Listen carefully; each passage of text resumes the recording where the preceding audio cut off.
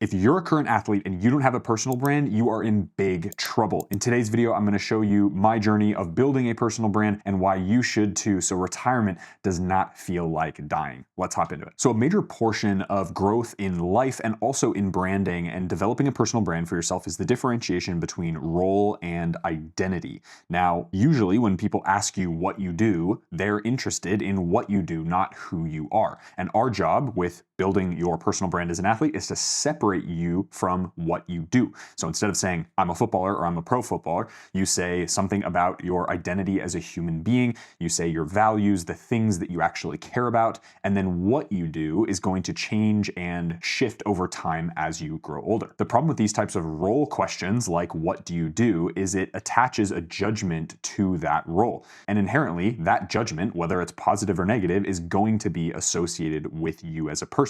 So in my opinion, why not create a personal brand for yourself, separate yourself from what you do. So regardless of what you're doing in your life, what jobs you occupy and what roles you have, and what position you play in your sport, you are controlling the narrative of who you are. In football, for example, we're judged on how many minutes we play, whether we start or not, whether we're on the bench for a game, whether we win or lose, and often how well we play during specific moments of a game. And for many athletes, myself included, from the ages of about 5 to 23 years old, my identifier was that, hey, I'm Noah Kavanaugh and I'm a professional footballer. I'm an aspiring professional footballer. The reason we want to separate ourselves from what we do, at least from a branding perspective and an identity perspective, is then we are immune to the ebbs and flows of what a football career or other sporting career will inevitably have, which is the highs and the lows. Having that brand and having that identity is about identifying who you are and keying in on those values, moving towards your ideal future self, and separating that role from your identity in order to make lasting change in your life. Now, athletes are particularly vulnerable to this because there is such an association with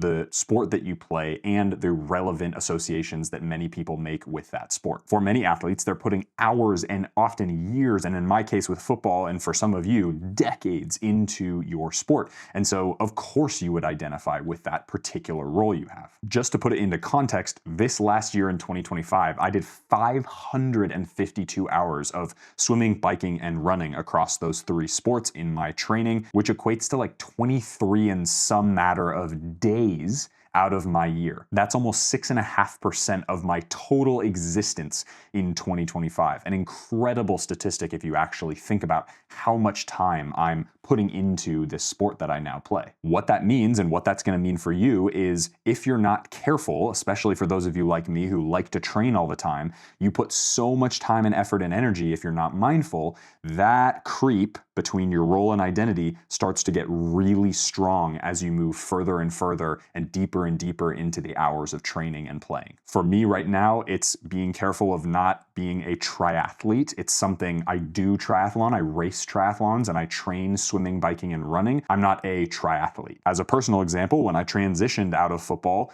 I honestly think I was still in that role-focused identity as a pro footballer. It was even in my Instagram bio for a very long time after I decided to hang the boots up. And when I retired, I dove head first into what triathlon was going to be, which was essentially just a replacement for what football is, even if at the end of the day, it was actually a sport that I really wanted to enjoy. And as somebody who came from a professional sports background, even in triathlon, I was judged for having certain characteristics that I was supposed to apply straight to triathlon because I was a pro footballer. I came from a pro sports background. Being a footballer, being a triathlete comes with a certain level of respect that not a lot of people want to give away when they start to retire. And this is why personal branding is so important. Being able to separate yourself during your playing career before you transition out of that thing, so that regardless of whether you do triathlon or do soccer or do football or do tennis or whatever your sport is, you're able to disconnect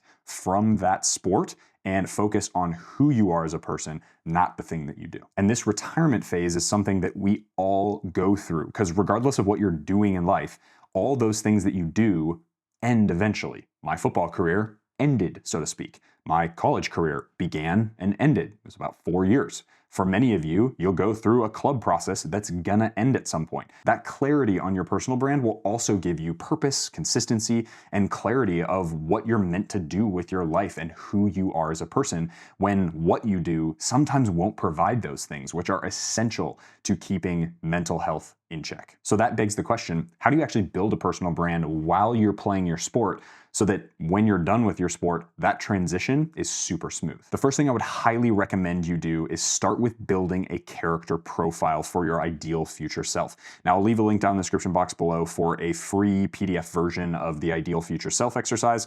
It is the key thing in this entire branding process that pulls you out of what you're doing into who you are as a person. You want to think of things and write them down on that character sheet, things like what you value, who that ideal future self is, what types of people surround your future self, and perhaps what are their mission, vision, and purpose statements? What do they live for? Building a character sheet like this is going to give you a North Star to aim at. Anything without direction is nothing at all. Once you're able to aim towards that ideal future self, it's going to give you a much better purpose, not only in your life, but in the things that you decide to do. Think about it like the ideal future self has all of the best things you could possibly become, and you want to become more and more like that person every day.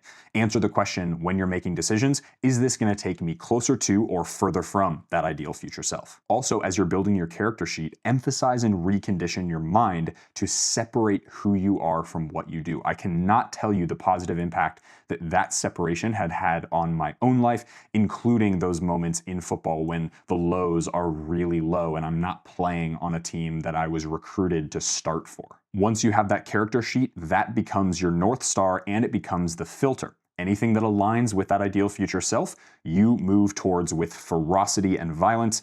Anything that doesn't move you towards that ideal future self, get rid of straight away. Because once you know who you are and who you want to become, everything else becomes easier. Creating a personal brand ensures that when you retire, you are not going to feel like you want to die. Stay dangerous, y'all.